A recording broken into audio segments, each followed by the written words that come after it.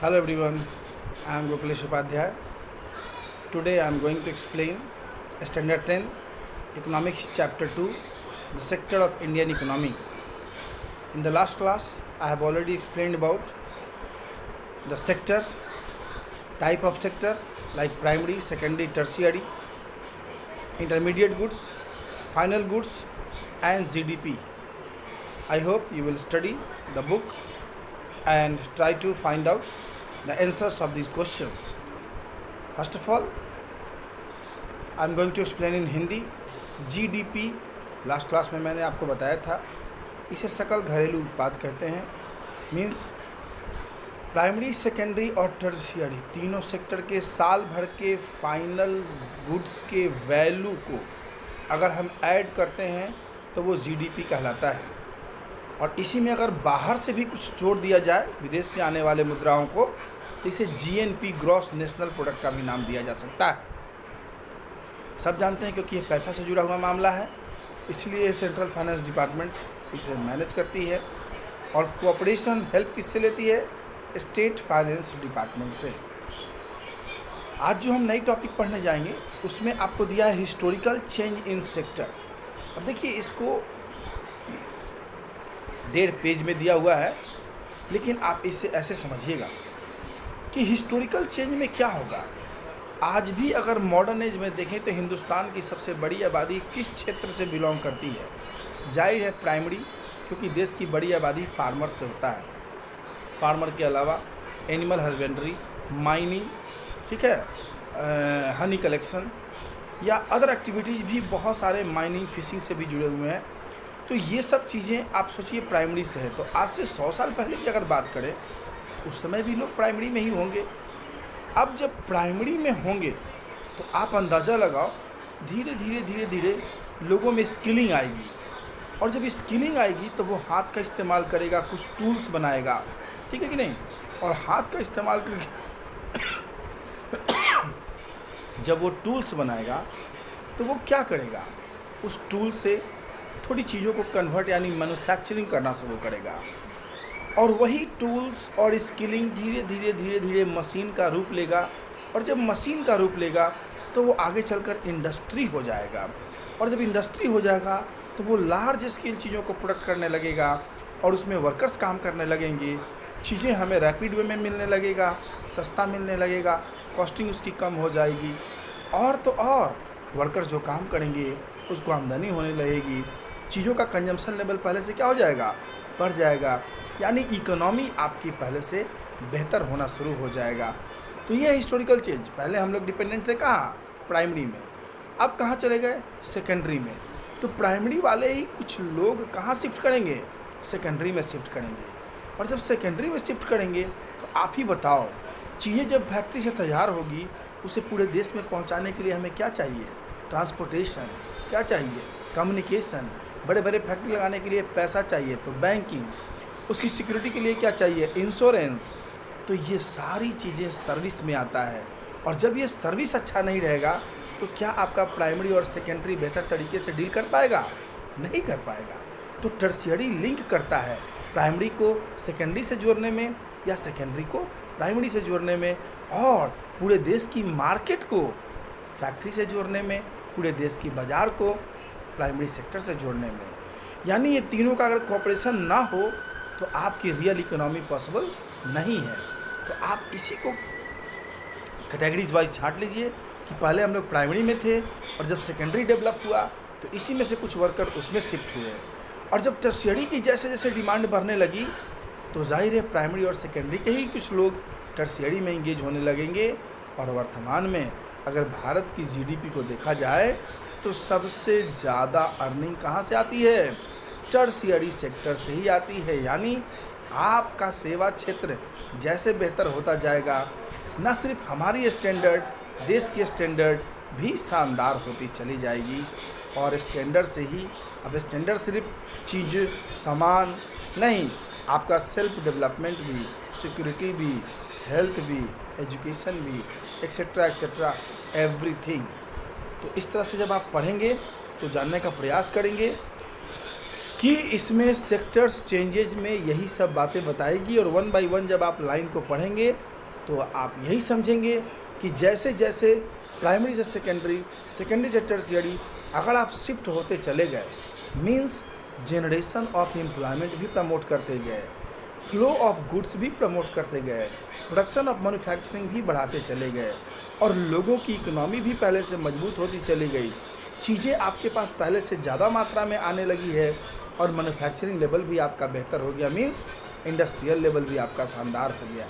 तो इसे हमें और प्रमोट करना है, क्योंकि जब भी आप प्राइमरी से सेकेंडरी में गुड्स को बदलेंगे उसकी इकोनॉमी बनेगी, और जब वो हर क्षेत्र में पहुंच जाएगा और आपकी ट्रांसपोर्टेशन शानदार होगी, आपका टर्शियरी बेहतर होगा, तो इकोनॉमी को रन करने में बहुत मदद करेंगे।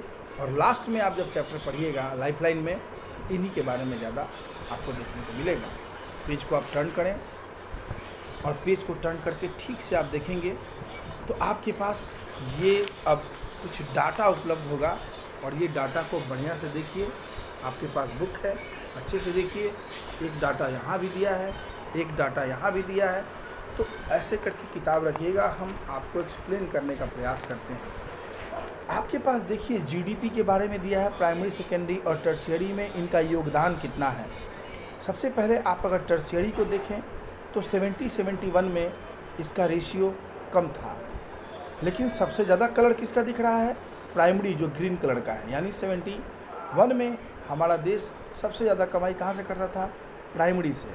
लेकिन जहाँ आप 2010-11 डाटा थोड़ा वैरी कर सकता है, अलग अलग बुक में अलग अलग ईयर दिया हुआ होगा, ठीक है ना। तो 2010 और 11 में अगर आप देखेंगे तो सबसे ज़्यादा परसेंटेज किसकी है? सबसे ज़्यादा परसेंटेज टर्शियरी सेक्टर की है।